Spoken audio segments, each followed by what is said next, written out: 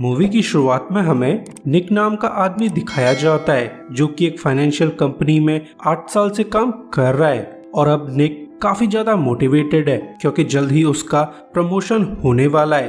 पर निक का boss hurricane बहुत ज्यादा खड़ूस है जो निक को परेशान करने में कोई भी कसर नहीं छोड़ता, चाहे वजह कितनी भी छोटी क्यों ना हो। और वो बेचारे निक से हमेशा ओवरटाइम करवाता रहता है। जिसके बाद हमें डेल नाम का आदमी दिखाया जाता है जो कि डॉक्टर जूलिया का डेंटल असिस्टेंट है, मगर उसकी बॉस जूलिया कुछ ज्यादा ही ठरकी थी जो हर समय डेल को हैरास करती रहती थी, जिस बात से डेल काफी ज्यादा परेशान है। ये लेडी डेल के साथ जमकर खुशियां बांटना चाहती है, मगर डेल तो सीधा साधा बच्चा है जो अपनी लवर स्टेसी के साथ ट्रूली ऑनेस्ट है। मगर इस बात का जूलिया पर कोई असर नहीं पड़ता क्योंकि उसे डेल के प्यार की कोई जरूरत नहीं है। वो तो बस डेल की तंबूजी पर नजर गड़ाए हुए बैठी हुई है और अब बेचारे डेल को हर समय डर लगा रहता है कि कहीं ये लेडी जोश में आकर उसका रेप न कर डाले। जिसके बाद बारी आती कर्ट नाम के आदमी की जो कि एक केमिकल कंपनी में काम करता है और वाकई में ये बंदा बहुत खुश है क्योंकि कंपनी का बॉस जैक उसे अपने बेटे की तरह मानता है। साथ ही जैक रिटायरमेंट के बाद इस कंपनी को कर्ट के हवाले करने वाला है, यानी कर्ट की तो लाइफ सेट हो चुकी है। मगर गॉड जी तो जैक को रिटायरमेंट देने के बजाय उसे अपने पास बुला लेते हैं, यानी जैक की हार्ट अटैक से मौत हो जाती है। तो इस कंपनी का मालिकाना हट कर्ट को जाने के बजाय जैक के बेटे बॉबी को चला जाता है जो कि एक नंबर का ठरकी और नशेड़ी है जो कंपनी के प्रॉफिट्स को ड्रग्स खींचने में उड़ाने वाला है। तो ये बात कर्ट को हजम नहीं हो रही है, साथ ही उसे कंपनी के फ्यूचर की टेंशन होने लगती है। तो ये तीनों आदमी अपने बॉसेस से तंग आकर ड्रिंक्स करने चले जाते हैं। तो हमें पता चलता है कि ये तीनों बेस्ट फ्रेंड्स हैं जो कॉलेज टाइम से साथ साथ काम कर रहे हैं। तो ये लोग अपने बॉसेस की बुराई करने लगते हैं, जहां निक हरिकेन के बारे में बताते हुए कहता है कि मेरा बॉस तो इतना खड़ूस है कि वो मुझसे रोज 16-16 घंटे काम करवाता है, मगर वो मुझे प्रमोट करने के लिए राजी नहीं है। तो डेल भी इन्हें बताता है कि मेरी बॉस इतनी ज्यादा ठरकी है जो हर समय मेरा रेप करने की कोशिश करती रहती है।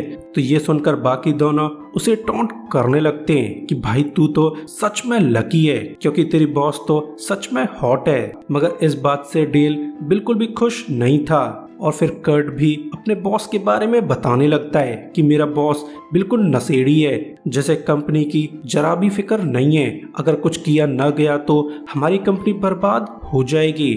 मगर अब इन्हें कोई भी रास्ता नजर नहीं आ रहा है। तो ये लोग एज यूजुअल अगले दिन भी अपने काम पर चले जाते हैं, जहां निक की कंपनी में एक मीटिंग चल रही थी। तो निक आज बहुत ज्यादा खुश है क्योंकि उसे फाइनली प्रमोट किया जाना है। मगर हरिकेन निक को धोखा दे देता है जो कंपनी की वाइस प्रेसिडेंसी को भी अपने नाम कर लेता है ताकि वो डबल सैलरीज को एंजॉय कर सके।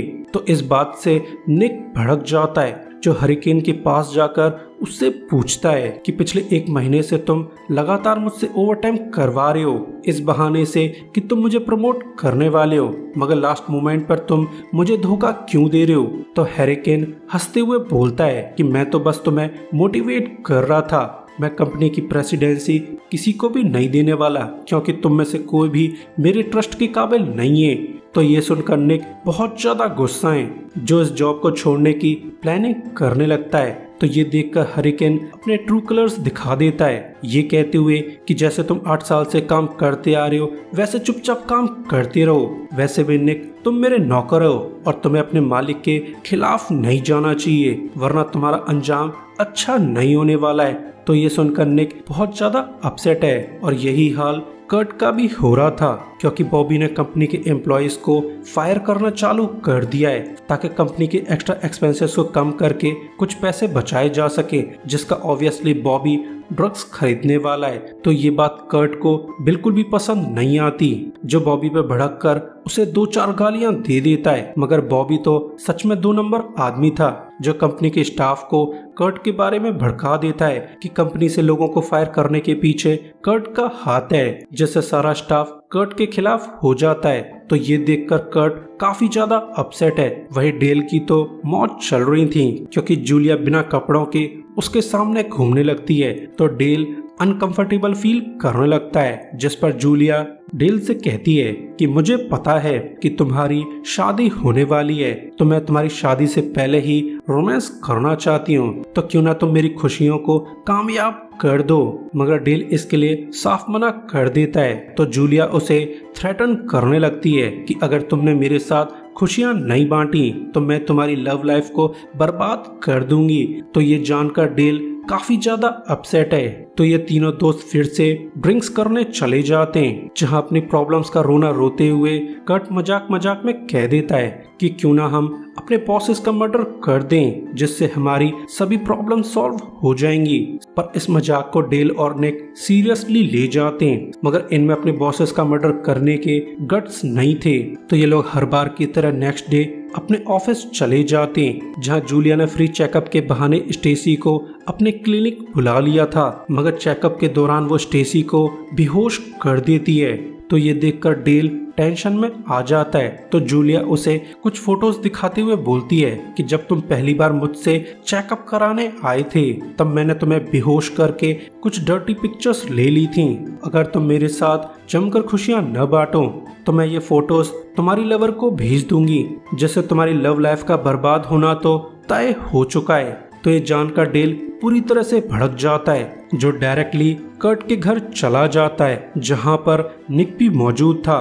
तो डेल उन लोगों से कहता है कि मैं अपनी बॉस से तंग आ चुका हूँ और अब मैं उसे मर्डर करने का प्लान कर रहा हूँ। तो कर्ट उसे मोटिवेट करने लगता है कि शाबाश मेरे शेर, मैं भी बॉबी को जल्द ही टपकाने वाला हूँ, क्योंकि अब वो केमिकल फैक्ट्री का वेस्ट पानी में डालने वाला है, जिससे हजारों लोगों की जान को खतरा हो सकता है और मैं ऐसा मॉरली करप्ट काम होने देना नहीं चाहता। मगर निक इनके प्लान में शामिल होना नहीं चाहता, क्योंकि वो किसी का भी खून नहीं कर सकता।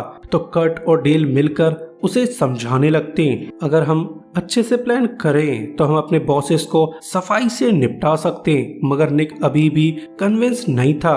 तो ये लोग काफी सोच विचार के बाद एक हिटमैन को हायर करने का डिसाइड कर लेते हैं। मगर अब बात आती है कि ये लोग एक किलर को कैसे ढूंढें। तो ये लोग शहर के ऐसे बार में चले जाते हैं जहां आए दिन दंगे होते रहते हैं। तो काफी पूछने के बाद इन्हें डीन नाम का आदमी मिल जाता है, जो कि एक प्रोफेशनल किलर था। साथ ही वो इनके बॉसेस को मारने के लिए भी रेडी हो जाता है, मगर उसे इस काम के $30,000 चाहिए थे।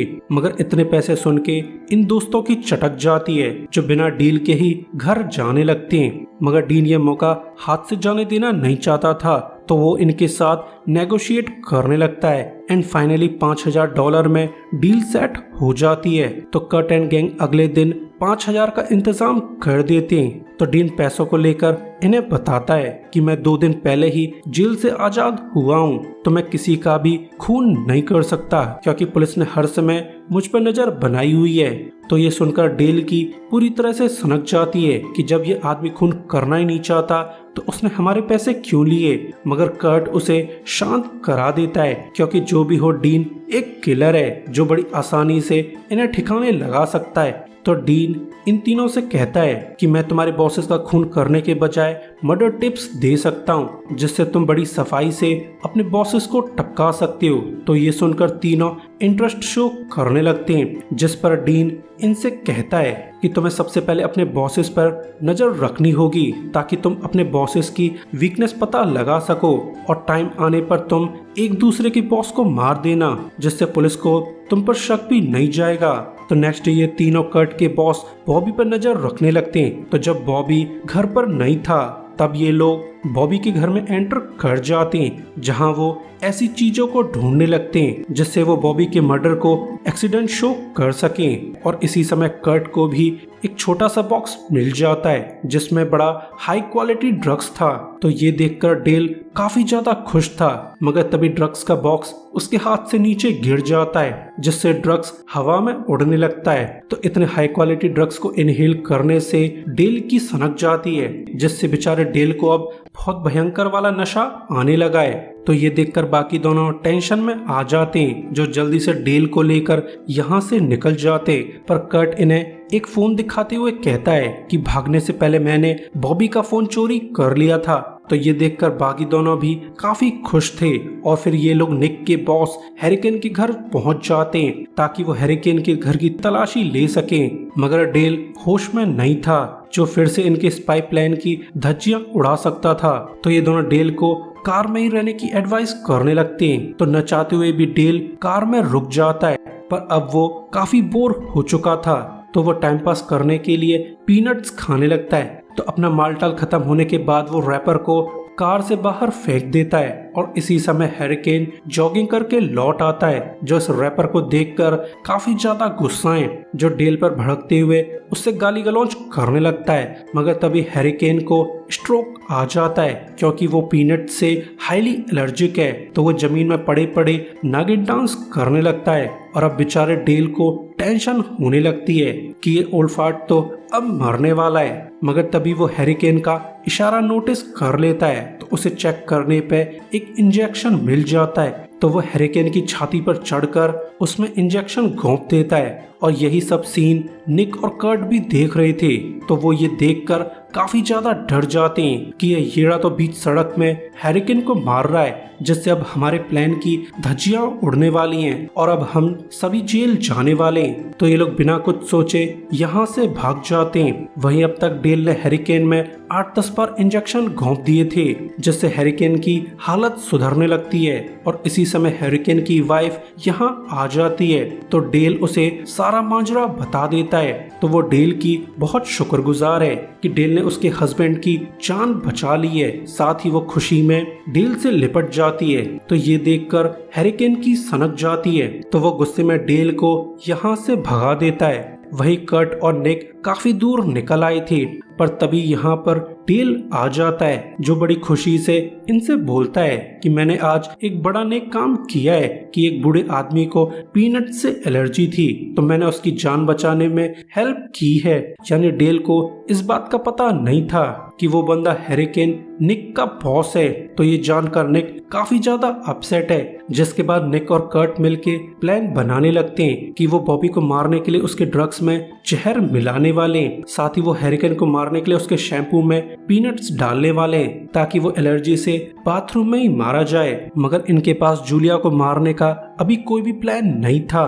तो नेक्स्ट डे ये लोग मर्डर के लिए शॉपिंग करने लगते हैं, जहां निक बॉबी को मारने के लिए रेड पॉइजन ले आता है और हैरिकेन को मारने के लिए डेल खूब सारे पीनट्स खरीद लेता है। साथ ही ये लोग डिसाइड कर लेते हैं कि बॉबी का खून निक करने वाला है और हैरिकेन को निपटाने का काम डेल को दिया गया है। और रही बात जूलिया की, उसे कर्ट हैंडल करने वाला है। तो सेम नाइट ये लोग अपना ग्रेट प्लान चालू कर देते हैं, पर हैरिकेन को अपने घर में एक फोन मिल जाता है जिसे चेक करने पर उसे पता चल जाता है कि ये फोन किसी बॉबी नाम के आदमी का है। तो उसे शक होने लगता है कि प्रोबेबली बॉबी उसकी वाइफ का लवर है।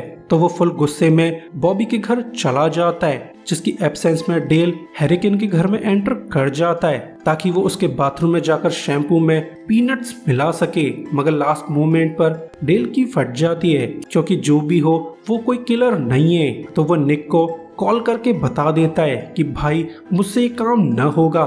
तो निक भी उसे बता देता है कि मैं भी कोई किलर नहीं हूँ, मुझसे भी बॉबी का खून नहीं होगा। मगर वो आगे कुछ कह पाता उससे पहले ही हैरिकेन यहाँ आ जाता है, जो बॉबी के डोर को जोर जोर से नॉक करने लगता है। और जब बॉबी चेक करने आता है तब हैरिकेन बिना रहम के बॉबी को गोलियों से भून देता है। तो ये सब देखकर निक की पूरी तरह से छटक जाती है, जो अपनी जान बचाने के लिए यहाँ से अपनी कार अंधाधुंध दौड़ाने लगता है, जिससे ट्रैफिक कैमरास उसकी फोटो खींच लेते हैं। वही कट जूलिया पर नजर रख रहा था तो उसकी डेविलिश फिगर देखकर कट डिसाइड कर लेता है कि वो अपना प्रोफेशन छोड़कर डेंटिस्ट बनने वाला है। नेक्स्ट डे ये तीनों इकट्ठे हो जाते हैं, जहां सभी डिसाइड कर लेते हैं अब हम किसी का खून नहीं करने वाले।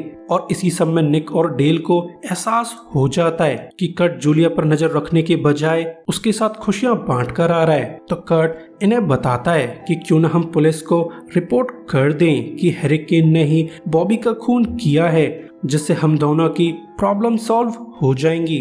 और रही बात जूलिया की, उसे मैं खुश रख सकता हूँ और भैया कसम आज के बाद वो तुम्हें कभी परेशान नहीं करेगी। तो सभी लोगों की प्रॉब्लम सॉल्व हो जाती हैं, मगर ये लोग पुलिस को रिपोर्ट कर पाते उससे पहले पुलिस इन्हें पकड़ लेती है, जिसके बाद इन्हें पूछताछ के लिए पुलिस स्टेशन ले जाया जाता है। तो एक डिटेक्टिव निक को फोटो दिखाते हुए कहता है कि जब तुम क्राइम सीन से भाग रहे थे तब एक ट्रैफिक कैमरे ने तुम्हारी फोटो खींच ली थी। और इसी समय डेल को एहसास हो जाता है कि पुलिस के पास उन्हें अरेस्ट करने के लिए पूरे एविडेंस नहीं है।